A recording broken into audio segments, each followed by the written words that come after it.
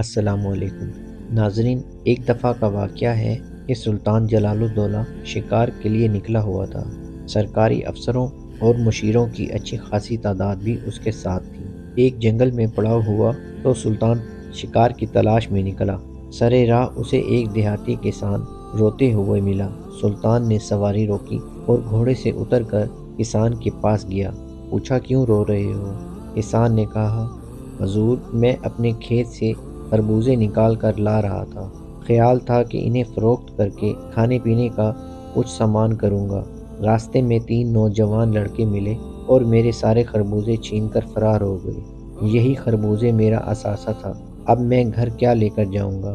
چھوٹے چھوٹے بچے ہیں، گھر میں ایک دانہ بھی موجود نہیں۔ اسی لیے اپنی قسمت کی خرابی پر آنسو بہا رہا ہوں۔ سلطان معاملے کی نوعیت کو سمجھ گیا اور اسے یہ بھی اندازہ ہو گیا کہ یہ کس کی حرکت ہو سکتی ہے۔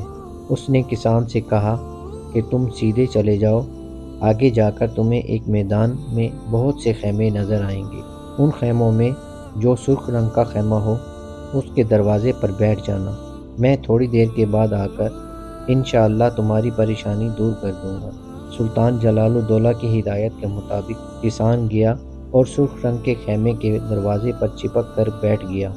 2-3 گھنٹے کے بعد سلطان شکار سے واپس آیا اور اپنے مشیروں کو بلا کر کہا کہ مجھے خربوزہ کھانے کی خواہش ہو رہی ہے۔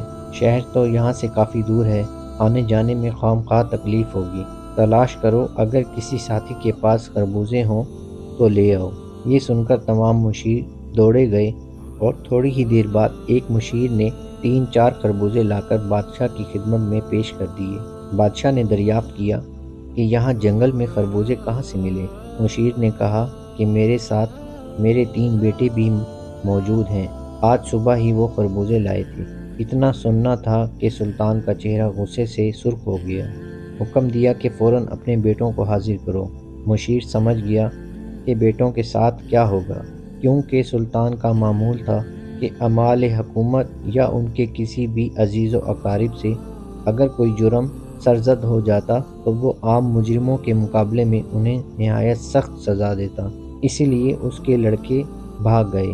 سلطان نے کسان کو بلا کر دریافت کیا کہ پہچانو، کیا یہی تمہارے خربوزے ہیں؟ کسان نے کہا، جی ہاں۔ سلطان نے کہا، اپنے خربوزے سنبھالو۔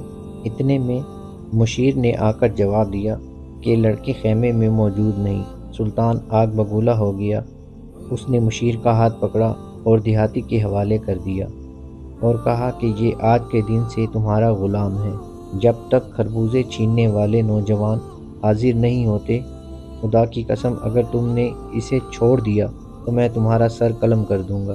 کسان جب مشیر کو لے کر خیمے سے نکلا تو مشیر نے رہائی کے بدلے کسان کو 300 اشرفیوں کی پیشکش کی۔ وہ کسان دوبارہ سلطان کی خدمت میں حاضر ہوا اور عرض کی، عالی جاں، مجھے 300 اشرفیاں مل رہی ہیں، اسی لیے میں نے یہ غلام فروخت کر دیا ہے۔ سلطان نے دریافت کیا، کیا تم اس سے خوش ہو؟ کسان نے جواب دیا، جی حضور، میں اس سے خوش ہوں۔ سلطان نے کہا، ٹھیک ہے، تم یہ 300 اشرفیاں لو اور غلام کو چھوڑ دو۔ جزاک